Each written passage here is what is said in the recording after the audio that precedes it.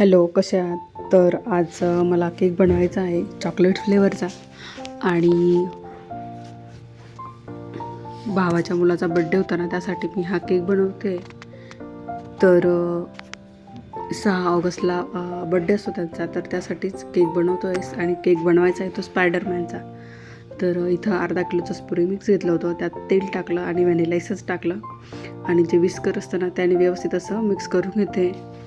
त्यामुळे ना असे गोळे वगैरे राहत नाही पिठाचे, ते एकसारखं स्मूथ असं पीठ बनलं जातं, म्हणजे बॅटर आपलं केकचं. आणि केकचा टीन पण तयार करून ठेवला आहे, त्याला तेल लावलं आणि त्यावरती गव्हाचं पीठ किंवा मैदा आपण थोडंसं असं भुरभुरून घ्यायचा, म्हणजे केक बेक झाल्यानंतर व्यवस्थित असा निघतो. तर इथं मला जेवढं अंदाजानुसार पाणी टाकायचं होतं तसं मी टाकून व्यवस्थित त्याला केकचं बॅटर तयार करून घेतलं आणि 180 डिग्रीला ओव्हनमध्ये केक बेक होण्यासाठी लावला आहे. आणि भूमी इथं क्रीम व्हिपिंग करून घेते, तर त्यालाही थोडा वेळ लागतो. आणि केक 30 मिनटं बेक झाल्यानंतर आहे ना छान असा फुगलेला होता, स्पॉन्जी पण झालेला होता छान. तर आता याला थंड होण्यासाठी अर्धा तास तरी लागेल आणि नंतर मग आपण त्यावरती क्रीम लावू शकतो. तर मस्त असा छान चॉकलेट फ्लेवरचा केक तयार, म्हणजे स्पॉन्ज तयार झालेला होता. आणि तो स्पायडरमॅनचा बनवायचा तर त्यासाठी हिट्स प्रॉपर आहे, तर तेही त्या केकच्या वरती लावायचे होते.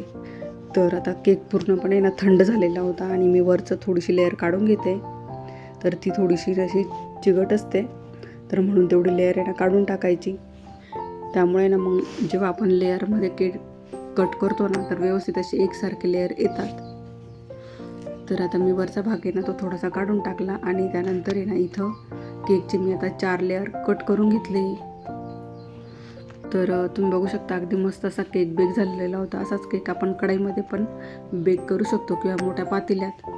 तर चला आता इथं मी इथे आता केक आपण तयार करून घेणार आहोत. तर इथं शुगर सिरप केलेलं आहे, म्हणजे थोडंसं पाणी कोमट करून घेतलं, त्यात साखर टाकली आणि साखर पूर्णपणे वितळून घेतली होती. तर आता 4 लेअर आहे ना आपले कट करून झाले होते स्पॉन्जचे, तर त्याच्यावर हे शुगर सिरप आहे ना टाकून घेते चमच्याने, कारण मी पण भरपूर दिवसानंतर आहे ना केक बनवत होते, त्यामुळं माझ्याकडं काय असा स्प्रे वगैरे नव्हता ज्यात भरून आपण स्प्रे करू शकतो. आणि त्यानंतर आता भूमीने क्रीम आहे ना व्हिपिंग करून ठेवलेली होती ब्लेंडरने. तर मग आता त्यामुळे ना केक बनवायला पण सोपं झालं, कारण एक काम कोणी केलं तर मग पुढचं कामाला आपल्याला जास्त वेळ लागत नाही. तर व्यवस्थित आहे ना असे क्रीमचे लेअर लावून घेते आणि क्रीमचे लेअर आहे ना पूर्ण असे 4 लेअर केलेले होते. तर व्यवस्थित आहे ना त्या सर्वांवरती ना एक एक ठेवून शुगर सिरप लावून आहे ना पूर्ण असं कोटिंग करून घेणार आहे केक, म्हणजे क्रीमने. आणि पूर्ण लावून झाल्यानंतर आहे ना थोडा वेळ आपल्याला तो फ्रीजमध्ये ठेवायचा आहे, कारण जे बारीक बारीक असे स्पॉन्ज जे कण निघाले असतात ना, तर पूर्ण व्यवस्थित क्रीम लावल्यानंतर तर ते व्यवस्थित आहे ना असे सेट होतात. त्यामुळं ते जेव्हा आपण फिनिशिंगमध्ये केक करतो तर तेव्हा ते त्यावरती असे येत नाही. आणि भरपूर मी 4 ते 5 वर्षानंतर हा केक बनवते, तरी मला थोडंसं असं बनवताना भीती वाटत होती कसा होतो किंवा नीट जमतो किंवा नाही. तरी पण मी प्रयत्न केला होता, तरी म्हणजे खरं सांगायचं ना बऱ्यापैकी चांगला दिसत होता केक. तर स्पायडरमॅनचा केक मी पहिल्याच वेळेला बनवला होता, कारण थोडंसं चॉकलेटनी त्याच्यावरती डेकोरेशन करावं लागतं, म्हणजे स्पायडरमॅनच्या जाळीचं. तर ते करायला पण थोडीसं असं आपला हात आहे ना व्यवस्थित असा बसलेला नसतो, त्यामुळे मग ते नीट जमत नाही. तरी पण आता केक आहे ना फ्रीजमध्ये अर्धा तास ठेवला होता असा क्रम कोट करून. आणि त्यानंतर आम्हाला ब्लू शेडमध्ये बनवायचा होता, तर इथं क्रीममध्ये मी ब्लू जे जेल कलर असतात ना ते टाकले आणि नंतर मग पायपिंग बॅग घेतली आणि त्यात क्रीम भरून अशा पद्धतीने मी आता जी क्रीम होती ना ती लावून घेते, म्हणजे आपल्या व्यवस्थित असं फिनिशिंगने केक बनवता येईल.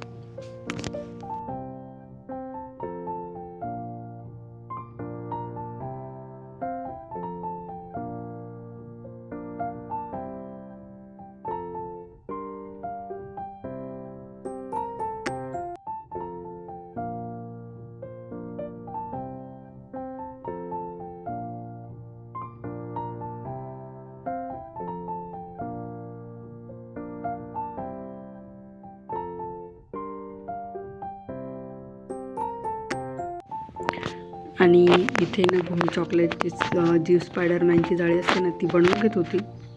तर माझ्याकडे काय बटर पेपर वगैरे नव्हता, तर आम्ही जी प्लास्टिकची आपली कॅरी बॅग असते ना जरा कडकमधली, तर त्यावरतीच तिने थोडंसं ना बटर लावलं आणि त्यावरती ती त्या चॉकलेटच्या याच्याने ना चॉकलेट मेल्ट करून त्याच्याने ती जाळी बनवून घेत होती. तोपर्यंत मग मी पण इथे ना जी स्पायडरमॅनची जाळी चॉकलेट मेल्ट केलं आणि त्याच्याने बनवून घेत होते. तर जेव्हा आपण असं बारीक काम करतो तेव्हा आपला हात आहे ना थोडंसं असं थरथर करत असतो. तरी पण बऱ्यापैकी छान अशी स्पायडरमॅनची जाळी ना तयार झालेली होती. आणि हे जे टॉपर होतं ना ते प्लास्टिकचंच आणलेला होता जो स्पायडरमॅन होता तो. तर खूप छान असा केक आहे ना दिसत होता जेव्हा जाळी त्यावरती तयार झाली आणि स्पायडरमॅन ठेवला होता.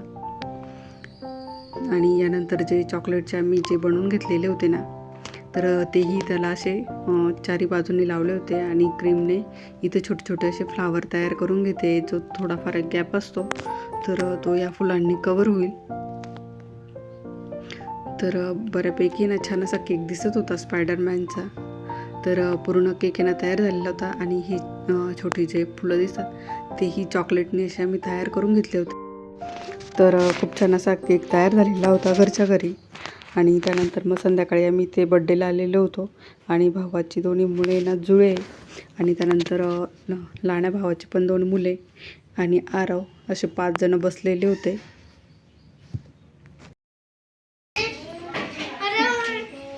जे जे करायचं ना, जे जे करायचं ना, जे जे करते ना, हो ना करायचं ना. ये वाटलं इकडे घे थोडंसं. काय घेऊ? येते पैकी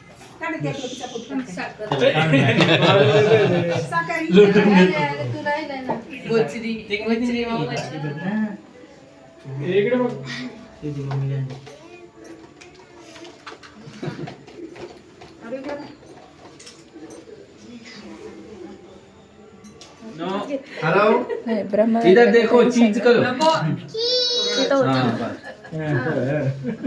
आयडी घ्यायचं म्हणजे असं नसतं ते मॅच बीच खूप चांगलं लागतं त्याला. माझ्या वाटतं डेंजर राज साहेब शांत बसले. बघा इकडे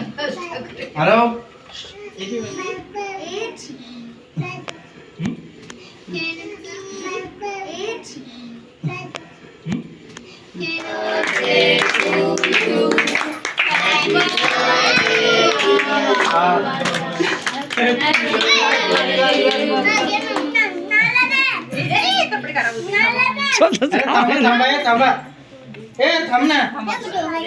अरे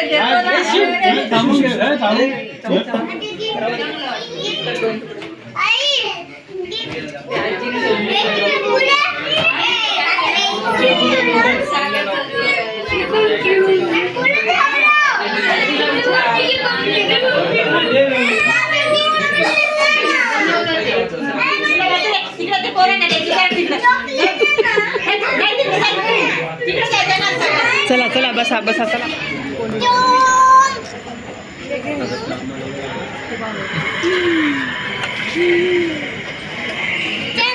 बाबांना